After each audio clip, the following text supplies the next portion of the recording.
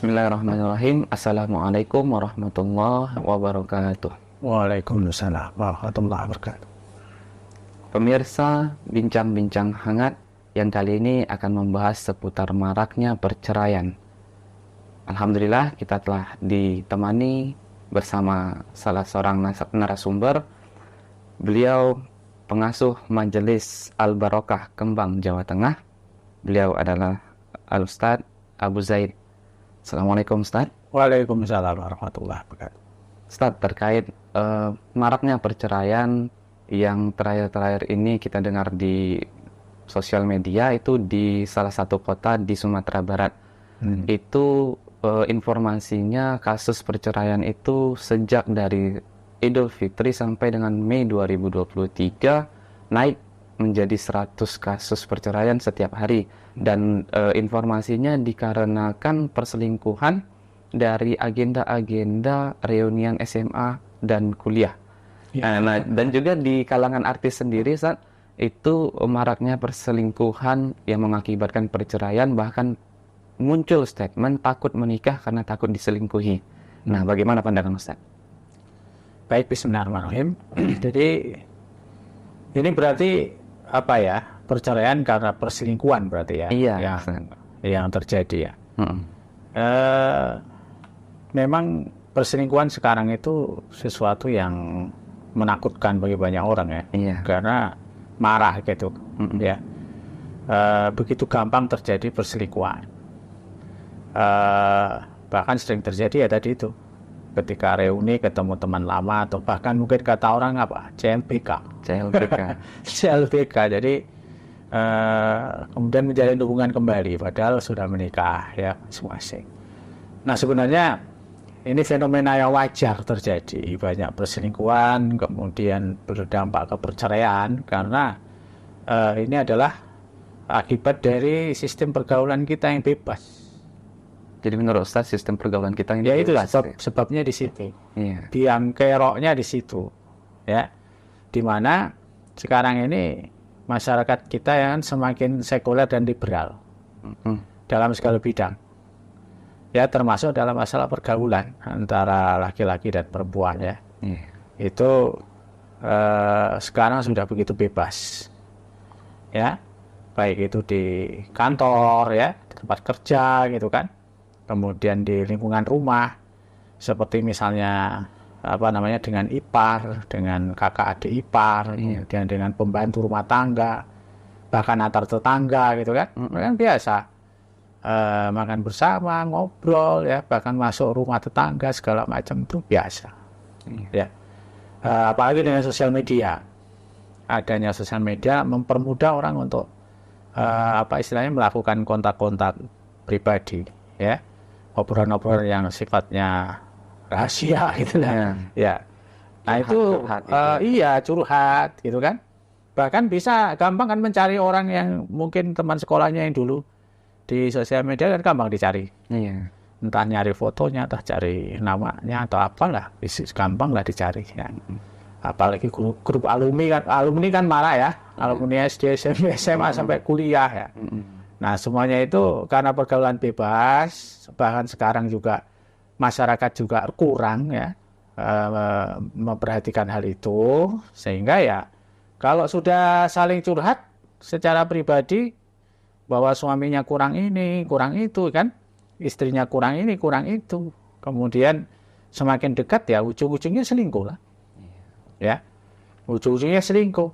Apalagi sekarang hotel juga makin bebas kan. Iya. Orang bisa online itu hotel sejam 2 jam ada tuh kan. Misalnya apa? Hotel transit. Ya. Nah, akhirnya ya marah perselingkuhan. Dan kalau sudah selingkuh ya rumah tangga bubar. Kan begitu. Ya kurang lebih begitu kalau dari segi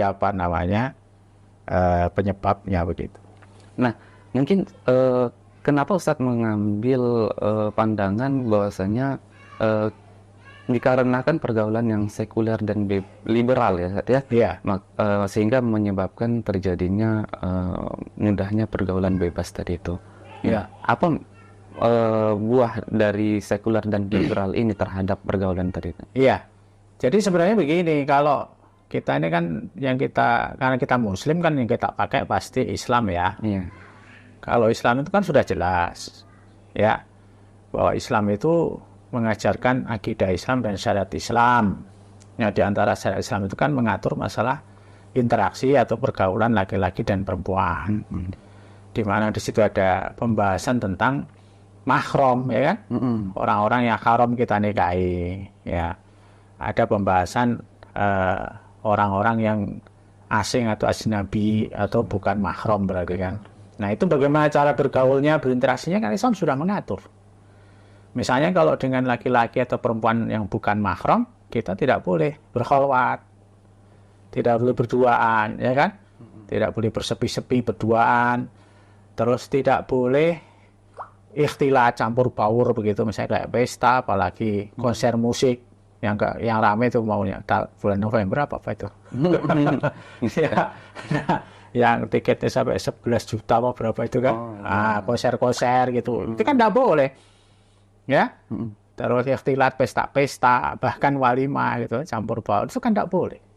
Kalau Islam sudah jelas mencegah itu semuanya, jadi tidak mungkin orang itu bisa, istilahnya lagi perempuan yang bukan mahram, bukan suami istri, terus bisa berinteraksi secara intens, itu nggak bisa.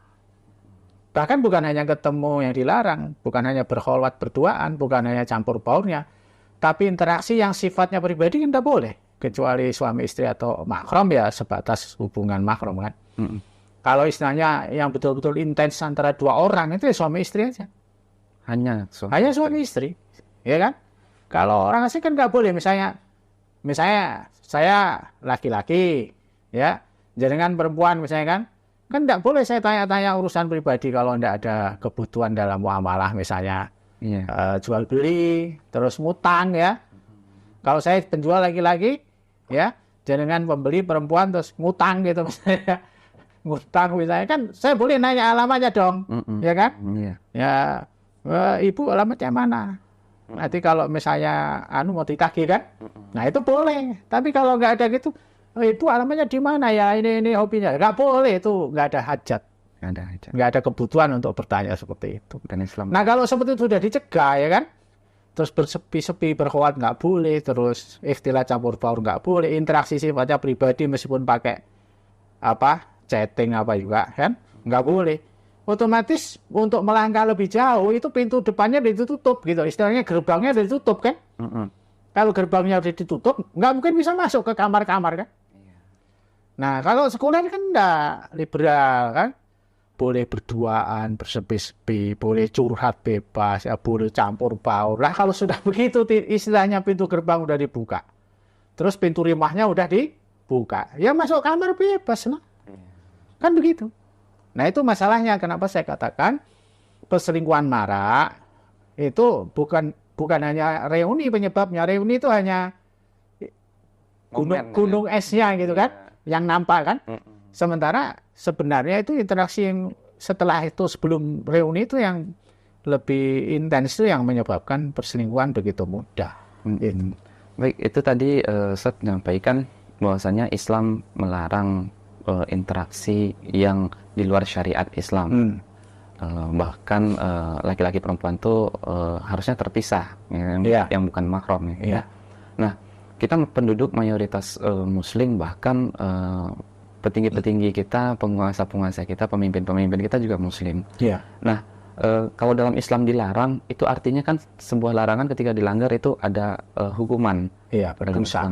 Nah, dan kalau ada sanksinya. Sanksi, Nah, kalau di negeri kita ini, Ustaz katakan itu bebas dan boleh, sekuler dan liberal. Nah, apakah di negeri kita ini tidak ada sanksi dan bagaimana sebenarnya sanksi dalam Islam?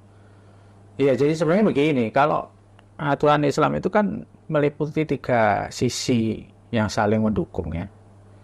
Pertama itu kan, misalnya tadi, kenapa terjadi selingkuh kan gitu? Kenapa terjadi selingkuh? Itu karena individunya yang bermasalah itu pasti kan. Individu. Imannya lemah ya kan, nafsunya gede gitu, lebih kuat daripada imannya ya kurang ajar istilahnya ya. Nah, individu itu jelas ya kan. Terus tapi ya kan, kalau ini misalnya kontrol orang-orang sekelilingnya itu kuat, itu untuk selingkuh juga tidak terlalu mudah kan.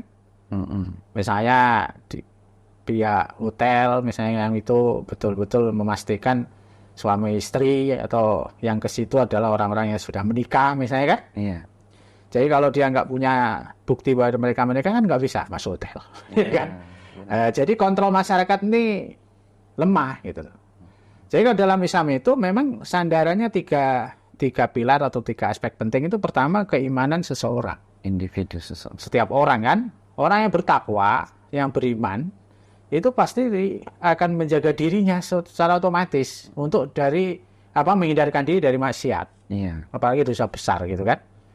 Nah, sehingga dia dengan sendirinya akan berusaha menghindari tadi itu. Menghindari selingkuh kan. Iya. Bahkan menghindari khalwat, menghindari ikhtilat, ya kan, menghindari interaksi yang tidak benar gitu kan, chatting-chatting yang nggak benar gitu kan. Nah itu kan begitu. Nah tapi sekedar ketakwaan individu tidak cukup. Kenapa? Karena selalu ada tadi iman yang lemah ada, ya, kejebak hawa nafsu ada. Oleh karena itu diperlukan aspek kedua dalam penegakan syariat, yaitu kontrol masyarakat atau amar ma'ruf nahi mungkar. Tadi hotel mengontrol, tetangga mengontrol. Ini kok orang bertamu kok sampai jam segini kok belum pulang, itu ngapain gitu kan? Iya. Kalau sekarang itu kan dianggap usil. Iya. Iya kan? Bisa dilaporin balik. Iya. Kalau sekarang kan gitu. Kalau dulu zaman tahun 30-40 tahun lalu kan gitu. Sering orang digerebek kan? Karena bertamu tidak pulang-pulang. Digerebek orang kampung kan gitu. Iya. Sekarang kan nggak ada. Cuma ini aja ya, tamu lapor.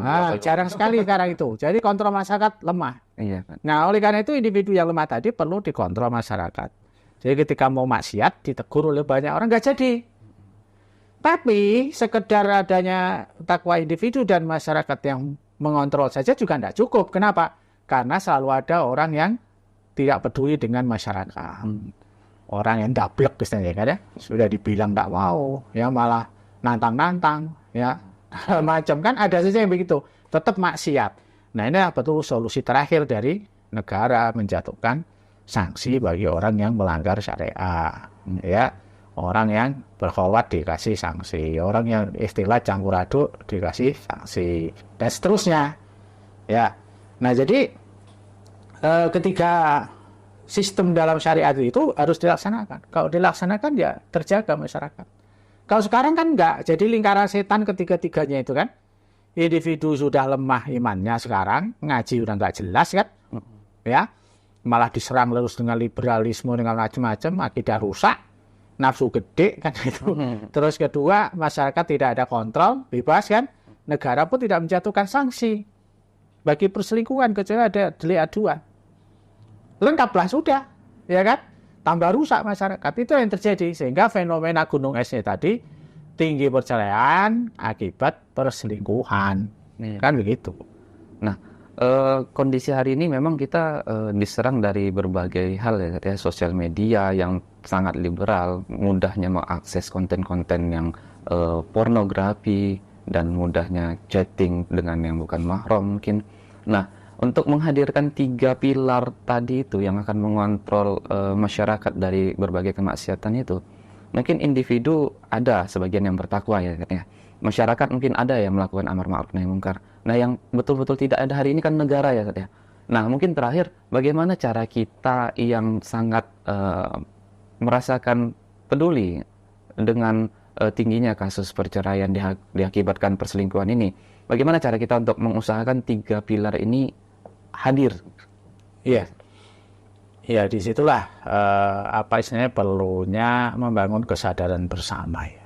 Jadi khususnya umat Islam ini tokoh-tokohnya lah paling tidak ya, dan opini di masyarakat itu mestinya dijaga, tapi itu memang sangat sulit ya karena terlanjur rusak parah begini kan. Tapi kita yakin bahwa sesuatu saat sesuatu itu akan, kondisi buruknya akan berubah karena itu janji Allah ya. Nah jadi yang paling dibutuhkan sekarang itu dakwah untuk kembali kepada Islam secara kafah, itu yang paling penting. Membangun akidah yang benar, pemahaman yang benar terhadap syariah ya, untuk kita, untuk keluarga kita, masyarakat kita ya, termasuk juga dakwah untuk memperbaiki para pemimpin. Makanya saya sering menyampaikan begini, pemimpin itu ada dua macam. Dua macam. Menurut Islam kan gitu. Pemimpin yang mengajak ke surga sama pemimpin yang mengajak ke neraka. Ya kan? Nah, pemimpin yang mengajak ke surga itu adalah pemimpin yang memimpin mengatur rakyatnya dengan syariat Islam secara kafah. Sebaliknya ya pemimpin mengajak ke neraka, berarti mengajak rusak-rusakannya. Nah, jadi mestinya umat Islam itu udah ada kesempatan sekarang itu memiliki kesadaran politik bahwa orang yang mereka pilih jadi pemimpin itu akan menentukan surga neraka juga, nggak hanya menentukan sembako. Ya kalau urusan sembako murah, sekolah murah, pasti murah itu kan sepele kan di dalam Islam itu bukan perkara yang mendasar. Ngapain perut kenyang, sekolah pinter, badan sehat kalau masuk neraka? Iya kan? Benar. Nah jadi yang paling penting justru mencari pemimpin yang mengajak ke surga. Ya. Dan itu kesadaran politik ya. Nah itu kesadaran umat itu dibangun, itu kesadaran politik tuh. Jadi jangan sampai umat itu hanya sekedar dipameri sembako murah udah klepek-klepek. Karena umat hari ini agak sedikit fobia atau tidak ilfil dengan perkara politik atau politik kotor katanya gitu. Ya itu justru jebakan orang lain juga untuk umat Islam, bahwa dikatakan politik kotor sehingga ulama orang baik-baik tidak mau politik. Padahal politik itu kotor, itu ada sebabnya. Politik itu sudah pasti kotor, dan itu benar kotor, bahkan sangat-sangat kotor. Isinya orang-orang kotor kan, para pembohong, pendusta, penyuap, ya, penipu, ya kan. Itu adanya sekarang, kan? Janji kosong kan, jegal kawan, ya, jegal kanan kiri, ya, injek yang bawah, jilat yang atas. Itu kerjaan politik sekarang. Kenapa kok kotor? Tahu nggak rahasianya? Ya karena tidak diatur Islam. Politik yang hari karena diatur oleh kapitalis, oleh sekuler. Semua hal bukan hanya politik yang diatur sekuler itu pasti rusak, pasti kotor. Coba pendidikan kita sekarang, apa hasilnya? Kotor. Orang-orang nggak bermoral ya. Ya, anak-anak yang ya sulit ya diharapkan untuk masa depan itu. Ya, ekonomi diatur kapitalis apa? Kotor. Isinya riba, bohong, tipu-tipu, bayar nggak, utang nggak bayar, segala macam. Itu ekonomi kapitalis. Ya kan? Pergaulan tadi yang kita bahas diatur oleh kapitalis, rusak, perselingkuhan, perzinaan isinya. Jadi semua hal bukan hanya politik diatur oleh sekuler kapitalis, semuanya kotor. Makanya sebabnya bukan karena politiknya kemudian jadi kotor. Nabi itu berpolitik kok, kepala negara kok. Masa Nabi kotor? Kan orang yang mengatakan Nabi kotor kafir itu. Ya kan? Nah, jadi para sahabat yang 4 itu yang di jalan masuk surga, Khulafaur Rasyidin, kepala negara semua. Berpolitik. Pasti berpolitik. Ya, berpolitik dalam arti mengurus rakyat. Mengurus rakyat dengan Islam, dengan syariat Islam, pasti bersih kalau konsisten dengan Islam. Niatnya karena ridho Allah, caranya syariat. Masuk surga nanti malah bersih itu. Jadi semua yang diatur oleh Islam itu bersih. Politik bersih, ekonomi bersih, pendidikan bersih, pergaulan juga bersih, tidak kotor. Nah, sekarang kotor karena tadi. Nah, oleh karena itu mestinya umat Islam itu berpikir jauh ke depan, sampai ke akhirat, ya kan? Jangan memilih orang itu atau memilih pemimpin itu hanya sekedar janji-janji kosong ataupun sekedar sembako sama pendidikan kok rendah sekali gitu loh. Ya. Padahal kalau orang beriman itu ya surga itu sampai ke sana. Gitu. Jadi ngapain perut kenyang kalau masuk neraka kan gitu. Jadi kita berarti poinnya butuh pemimpin yang mengatur kita dengan Islam sehingga kita dibuat takut untuk bermaksiat seperti Iya, ini ya. Betul. Jadi secara individu kita dididik untuk bertakwa, selalu taat. Masyarakat peduli dengan amar ma'ruf munkar, dan pemimpin atau negara menerapkan syariat Islam secara kafah. Bukan hanya ngasih sanksi, tapi mendidik orang supaya bertakwa gitu loh. Ya. Jadi cara berimannya gimana, cara bergaulnya gimana, di sekolah gimana, di kantor gimana, di rumah gimana, di masyarakat seperti apa, semua syariat, sehingga kemungkinan untuk selingkuh itu sangat kecil. Meskipun tetap terjadi namanya orang maksiat, tapi itu kasus yang sangat kecil sebagaimana dalam sejarah Islam sudah membuktikan itu. Baik, terima kasih Ustaz. Pemirsa, bincang-bincang hangat, sekian pertemuan kita dengan Al-Ustaz Abu Zaid. Semoga bisa memberi manfaat. Wassalamualaikum warahmatullahi wabarakatuh. Waalaikumsalam warahmatullahi wabarakatuh.